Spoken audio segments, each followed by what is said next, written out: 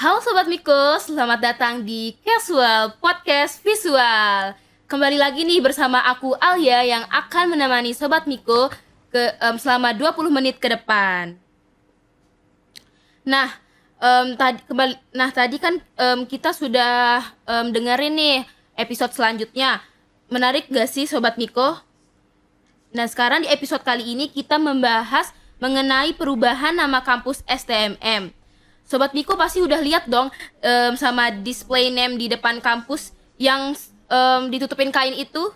Nah, apalagi kalau malam kelihatan banget ya tulisannya. Ada yang tahu gak sih tulisannya itu apa? Yaps, bener banget, Politeknik. Casual Podcast Visual. Oke, sekarang aku bersama Ibu Sinto lagi akan membahas perubahan nama tersebut lebih mendalam nih. Pastinya Sobat Miko sudah nggak asing lagi ya sama narasumber kali ini, sudah ketemu di episode sebelumnya. Selamat pagi Ibu Sinto. Selamat pagi Alia. Ya, baik. Tadi kan saya sudah sempat singgung nih Bu mengenai Politeknik dan perubahan nama kampus. Boleh nggak sih Ibu ceritain secara singkat gitu, apa sih STMM ini? Jadi kita sudah pertama kali ya, kita berdiri di tahun 1985. SM itu merupakan Diklat Ahli Multimedia. Jadi pertama itu Diklat Ahli Multimedia itu untuk pelatihan pegawai TV dan RRI se-Indonesia. Jadi kita dulu di bawah Departemen Penerangan, dan itu kan di program Departemen Penerangan itu ada TV dan RRI, dan mereka bersekolah di sini bagi pegawai-pegawai itu untuk mempersiapkan pegawai TV dan RRI sebelum mereka bekerja. Selanjutnya di tahun 2014 kita beralih menjadi Sekolah Tinggi Multimedia. Kalau dulu kedinasan, tapi di tahun 2014 itu kita membuka untuk lulusan umum, untuk SMA dan SMK sederajat seperti itu. Ya, Baik Ibu. Tadi kan sudah dijelasin nih Sobat Miko mengenai apa sih STMM itu. Nah sekarang kita beralih nih. Kalau Alia boleh tahu nih Bu, apa sih STMM ini bakal diubah namanya menjadi apa sih Ibu? Oh iya. Jadi Sekolah Tinggi Multimedia Yogyakarta ini akan beralih menjadi Politeknik Digital Yogyakarta. Ya. Karena apa? Karena kita sesuaikan dengan tadi sudah Ibu sebutkan ya, di PTKL itu harus sesuai dengan kementerian di induknya. Jadi program-program kementerian di Kominfo kebetulan mengarah ke digital. Jadi itu kita juga harus beralih juga dengan adanya PP 57 nomor 22, maka STMMM mengajukan transformasi dengan penguatan perannya menjadi Digital Center of Excellence untuk mencetak talenta digital sesuai dengan perkembangan teknologi digital dan revolusi industri 4.0 gitu. Oke. Tuh Sobat Miko jangan lupa dicatat ya nama baru dari STMM ini. Nah, dengan adanya perubahan nama kampus nih Bu, sudah pasti ada alasan utamanya nggak sih? Boleh di-spill nggak nih alasan utamanya ke Sobat Miko Ibu? Oh ya.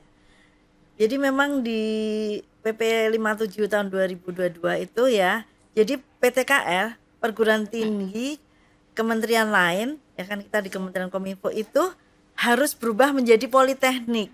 Jadi bukannya kita senang-senang aja ya, kita kok berubah-berubah terus gitu. Yeah. Karena ada kebijakan yang mengawali itu. Jadi itu ya berdasarkan Perpres nomor 68 tahun 2022 dan PP nomor 57 tahun 2022.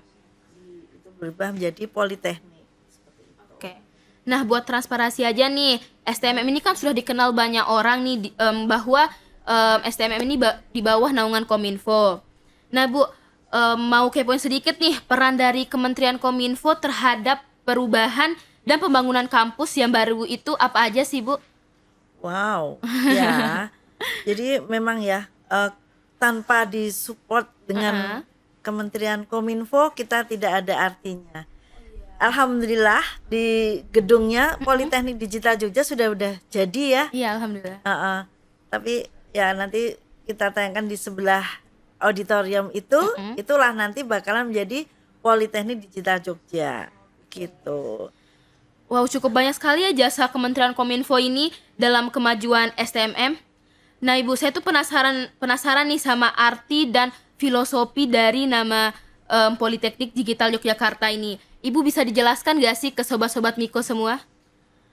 Oh ya, jadi kita jadi politeknik ya karena memang ada di PP tadi ya. Terus itu namanya itu udah berkali-kali ya. Jadi ini juga atas usulan dari pejabat-pejabat di kementerian gitu, kita menggunakan nama digital karena sesuai dengan tugas di Kementerian Kominfo tadi ya Mbak ya, yang sudah di ini tadi seperti tadi ya, kita ingin sesuai dengan visi Indonesia Digital tahun 2045 yang bertujuan untuk apa? Menjadikan Indonesia sebagai kekuatan digital utama di Asia Tenggara serta mewujudkan Indonesia yang berdaya saing dengan penguasaan teknologi digital. Oke. Nah, dari filosofi tersebut nih, bagaimana sih Bu visi misinya? Karena kan dirubah nih STMM menjadi politeknik. Pasti ada dong di-upgrade gitu visi misinya. Ibu boleh jelaskan nggak visi misinya ke Sobat Miko semua? Oh ya, visi misinya ya. Bentar. Oke. Soalnya Bu Sin juga belum hafal banget ya Iya, tentang Ibu. visi misinya. Ya, nanti kita juga tugas dan fungsinya aja ya di Oke. Politeknik Digital aja ya. Jadi Oke. itu melaksanakan dukungan manajemen dan teknis kepada seluruh satuan organisasi di lingkungan Badan Pengembangan Sumber Daya Manusia, Komunikasi dan Informatika, yaitu pelaksanaan koordinasi dan penyusunan rencana, program, pengendalian program dan anggaran, serta evaluasi pelaporan kinerja pengembangan sumber daya manusia di bidang komunikasi, informasi, dan digital. Ya, selain itu juga kita ada tugas dan fungsinya koordinasi dan pelaksanaan hubungan masyarakat di bidang pengembangan sumber daya manusia, komunikasi, informasi, dan digital, serta pelaksanaan koordinasi urusan hukum dan kerjasama di bidang pengembangan sumber daya manusia, komunikasi, dan informasi, dan digital ya, serta ini ya kita pengelolaan urusan sumber daya manusia serta organisasi dan tata laksana di lingkungan Badan Pengembangan Sumber Daya Manusia, Komunikasi dan Informatika. Jadi SMM ini di bawah BPSDM Kominfo. Oke. Makasih ya Ibu atas pemaparannya. Nah, jadi begitu Sobat Miko, visi misi dari Politeknik Digital Yogyakarta. Nah Ibu, dalam pergantian nama nih, apakah kurikulum yang dipakai serta metode pembelajarannya itu juga ikut diubah? Contohnya nih, program studi ada yang ditambah atau ada yang dikurangin gitu? Oh iya, kebetulan kalau kita harus di Politeknik ya, Iya. jadi nanti program studi yang tidak kurang sesuai itu nanti diberhentikan, diganti, dilebur gitu.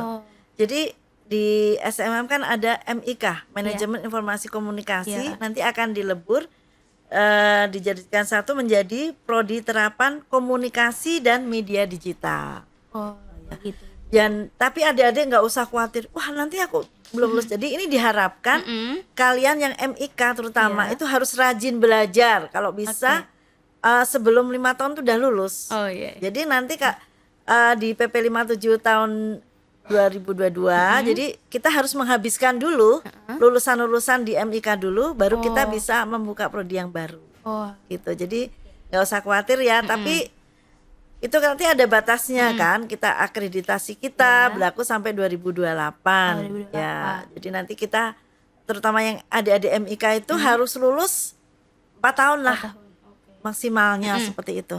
Apalagi yang baru semester 1 ini harus bekerja giat. Nanti kalau kalian ini nanti akan susah ya. iya. Tapi juga kita diberi waktu sampai 5 tahun untuk meluluskan itu, menghabiskan semua. Jadi habis setelah ini nanti rencana ya, ini karena masih ada evaluasi dari Kemendikbud tentang perguruan tinggi kementerian lain PTKL, jadi kita harus menunggu itu. Iya. Jadi baru setelah ada evaluasi, baru kita akan disetujui untuk berdirinya politeknik, gitu.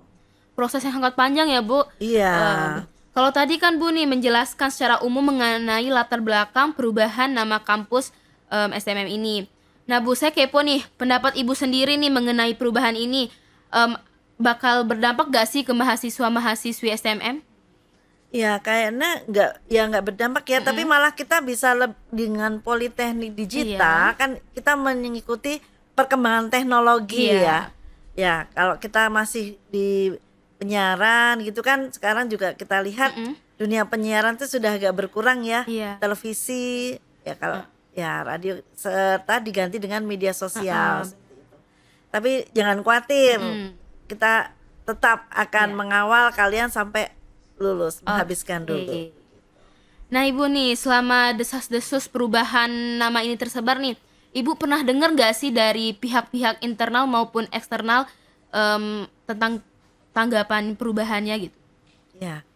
Ya ini ya Dek, kita tuh ya tadi kan Ibu udah sebutkan ya, karena terbitnya PP 57 tahun 2022 yang perguruan tinggi di bawah kementerian lain itu harus menjadi politeknik.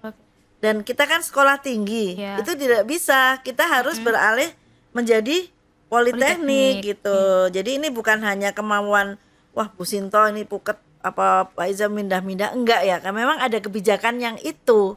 Kalau kita nggak ikutin kebijakan kan nanti kita yang salah sendiri, nanti kita tidak diakui gitu kan, malah lebih kasihan sekali bagi mahasiswa-mahasiswa kita.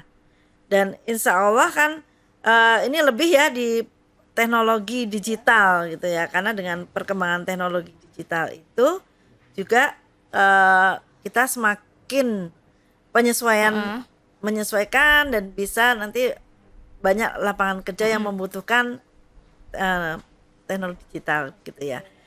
Jadi rencana kita ada prodinya itu nanti kita juga akan membuka ya begitu. Tadi nanti mungkin ditanyakan ya prodi-prodinya ya. Nah Sobat Miko, penasaran gak sih sama dampak-dampak perubahan kampus ke mahasiswa maupun alumni nih? Kali ini kita akan bahas gelar nih. Apakah akan ada perubahan sertifikasi atau gelar yang akan diberikan? Kalau ada nih Bu perubahannya, bagaimana sih dampak ke alumni mengenai pengakuan gelar ini? Oh nggak masalah kan, ini kan nanti Politeknik di Jogja kan baru ya insya Allah semoga di tahun 2024 ini sudah bisa ya. Dan ini kan politeknik itu kan sama dengan vokasi. Ya jadi kita tetap saja kita sudah ada yang untuk prodi mana prosi, mana Rita, mana tektosi dan game dan animasi itu tetap sudah vokasi. Jadi tidak masalah. Yang masalah itu hanya MIK. Tapi MIK kan tadi sudah kita lebur jadi apa tadi D4 terapan S1 terapan komunikasi dan media digital. Terima kasih Ibu. Dengan perubahan nama ini, apakah fasilitas kampus juga akan ada perubahan gitu? Contohnya kayak peningkatan fasilitasnya gitu Bu? Oh iya, pasti ya. Ya kebetulan ini kita didukung oleh beberapa perusahaan yang bergerak di bidang teknologi ya. Kita bekerja sama dengan Mastel, itu kita akan lab kita akan didukung disponsori oleh ZTE dari Cina dan Huawei. Terus ada juga dari Nokia nanti tentang itu cyber security juga, dan nanti juga dari ya insya Allah banyak juga yang akan bekerja sama dengan kita. Jadi rencananya akan ada lab yang teknologi yang bagus yang diperkenalkan sehingga mahasiswa bisa belajar tentang teknologi yang ada di lab kita. Baik Ibu. Nah kan ini kan udah perubahan kampus ya Bu, udah menjadi politeknik. Apakah ada prodi baru gitu yang ada di politeknik ini? Oh ya. Jadi nanti kita akan rencana akan membuka prodi S2 Magister juga terapan transformasi digital, yaitu tentang kepemimpinan digital, tentang digital smart, leader smart X, serta kebijakan dan regulasi digital. Selanjutnya di prodi S1 terapan teknologi digital itu ada sains data dan kecerdasan buatan AI ya.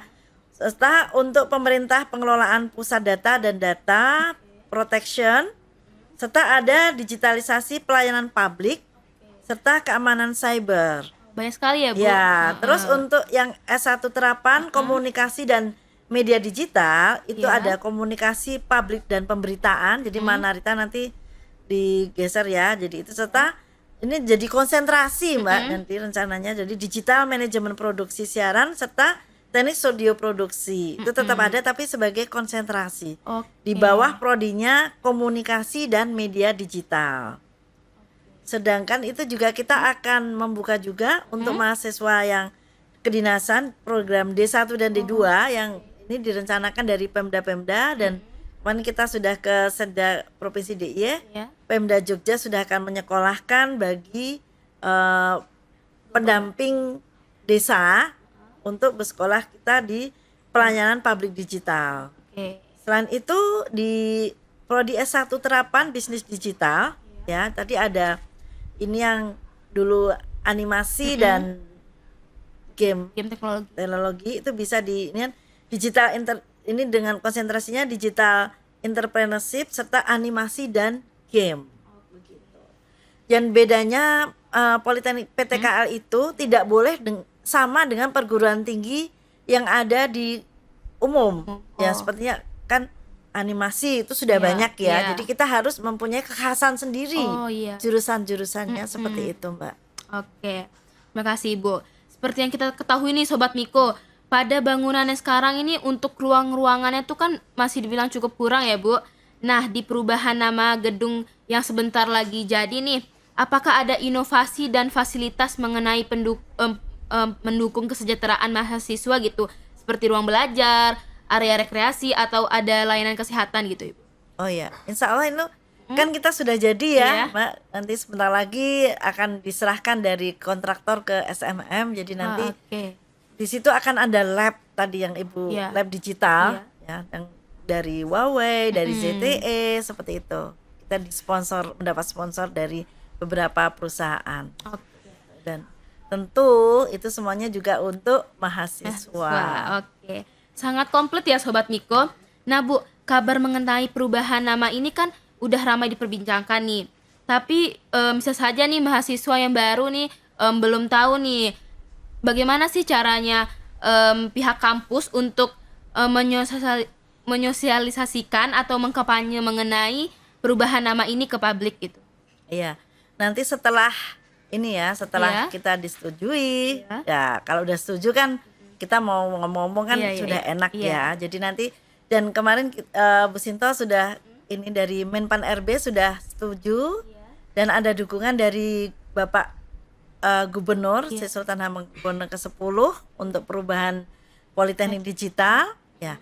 Dan ini dari Kemendikbud ini kita masih menunggu evaluasi dari Kemendikbud adanya PP 57 itu. Jadi belum bisa memberikan penyetujuan karena harus evaluasi dan kita bayangkan ya ternyata perguruan tinggi kedinasan itu banyak sekali, ada 140-an lebih, Mbak. Banyak juga ya Bu. Iya, jadi harap bersabar tapi insya Allah lah ini Bu Sinta juga mohon maaf ya jadi sering ini dinas juga Oh, iya. karena untuk mengurus itu teman-teman. Oke. Namanya juga perubahan ya Bu, sudah pasti ada aja nih yang ngikut. Nah Sobat Miko juga gitu nggak sih, males ngubah sesuatu yang harus kita lihat dari aspek lainnya. Apalagi kampus ya, gimana sih Bu cara kampus rebranding logo, terus moto dan aset-aset lainnya? Iya, pasti nanti ada branding logonya juga beda ya. Oh, Sudah ada. Oh sudah ada. Kita ada di naskah akademik kita yang baru usulan. Nanti kalau sudah disetujui pasti kita akan sosialisasi semuanya. Oke. Gitu. Dengan rebranding yang seperti ini, apakah ada peluang baru nggak sih yang benar-benar cerah untuk perubahan kampus menjadi politeknik ini, Bu? Ya pasti dong, Oke, karena kan iya. tadi sudah kita berubah bukan hanya ingin sendiri, tapi memang sudah kebijakan dari Kemendikbud, dari Perpres, PP kan peraturan pemerintah yang membuatkan eksekutif dan DPR, PP nomor 57 tahun 2022, ya itulah yang membuat kita harus berubah menjadi politeknik. Kalau kita tidak berubah nanti kita tidak bisa mau meluluskan, mau ini kan nggak bisa. Iya. Itu nanti kita yang sesara sendiri kalau tidak mengikuti aturan-aturan dasar hukum yang ada yang sudah diterbitkan oleh pemerintah, begitu Mbak. Wow, masa depan yang sangat baru ya Bu ya, terlihat jelas buat sobat-sobat Miko. Nah Bu, nggak terasa nih sesi podcast kali ini tentang pembahasan perubahan nama kampus nih sudah mau selesai nih. Menurut Ibu nih sebagai pihak kampus sendiri, adakah pesan yang ingin Ibu sampaikan kepada mahasiswa, alumni, atau bahkan ke masyarakat umum nih? Iya. Tadi terima kasih Maria. Jadi itu ya untuk mahasiswa yang baru masuk, yang sudah menjadi mahasiswa masih STMM itu harus rajin, segera lulus. Oke. Ya, biar tidak repot sendiri nanti. Gitu. Dan ini juga merupakan dengan adanya politeknik digital itu kan yang sesuai dengan perkembangan teknologi kita, ya diharapkan semakin banyak yang ingin bersekolah di tempat kita begitu, dan jangan ragu-ragu ya, kita ini sudah akreditasinya juga sudah ada semuanya, mata di prodi-prodi kita juga sudah terakreditasi semua dengan Kemendikbud. Oke. Nah Sobat Miko, jangan lupa diresapi ya pemaparan dari Ibu Sinto ini. Nah Bu, boleh dong spill tipis-tipis gitu, kapan sih informasi peresmian nama baru Politeknik ini? Ya, ini tadi ya kita sudah dari Menpan RB sudah, dan dari SPTK-nya sudah disetujui, terus dari dukungan dari Gubernur Provinsi DIY sudah. Ya ini tadi tinggal dari Kemendikbud, dan Kemendikbud itu masih di tahun ini tuh masih evaluasi. Jadi insya Allah di September kita udah akan mendapatkan evaluasi. Setelah itu bisa diberikan, semoga cepat ya, dan mohon doanya buat teman-teman semuanya, sahabat Miko, dan kita agar segera sudah selesai, izinnya turun gitu, sehingga bisa kita rebranding jadi Politeknik Digital Jogja. Terima kasih Bu atas pemaparannya dan telah berkesempatan hadir di acara podcast hari ini. Nah Sobat Miko, gimana nih sama pembahasannya? Sangat menarik bukan? Kita waktunya ini sudah habis juga nih. Semoga informasi ini bermanfaat, dan Sobat Miko jangan lupa di-share ke teman-temannya. Sampai jumpa di episode selanjutnya. Visual Podcast Visual. See you.